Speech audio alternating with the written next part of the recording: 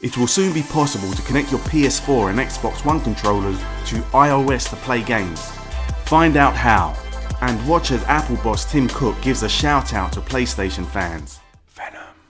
Modern iPhones and iPads have beefy specifications that can easily outstrip the last gen Xbox 360, which has led to a number of home console quality games being available to play on them, such as PUBG and Fortnite. However, the experience suffers from having to use touch controls. You can also play games on the newest Apple TV using its remote control, but it's a clunky experience. The only alternative has been to buy an approved Apple MFI controller, a made for iPhone and made for iPad controller. And these have been invariably overpriced or cheap in their build design or simply ugly and uncomfortable. Now there will be an alternative.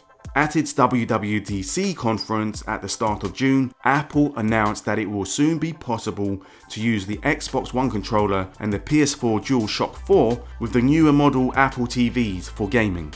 Watch this clip and listen to when Tim Cook says PlayStation. The gamers in the crowd cheer that little bit louder and he acknowledges them. So we're extending support to two of the best and most popular game controllers available. Xbox One S, yes, and PlayStation DualShock 4. Yeah.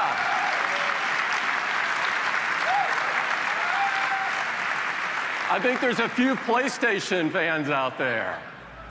Now, after the conference, the newest beta versions of the Apple mobile operating systems, iOS 13 and iPad OS, were released to developers. And once installed, users have found that you can also connect an Xbox One Bluetooth controller or a PlayStation DualShock 4 controller to iPhones and iPads. And this is good news for everybody. It's good news for Apple owners who can now use a high quality game controller, and if you already own one of these, it saves you money. And of course it's good for Microsoft and Sony because it could lead to a few more controller sales.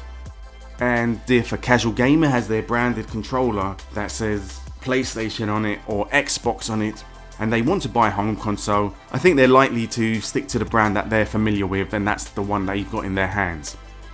The iOS 13 and iPad OS 13 public beta is expected in early July, and the full release will probably be in late September. Thanks for watching, hit the like button, cheers!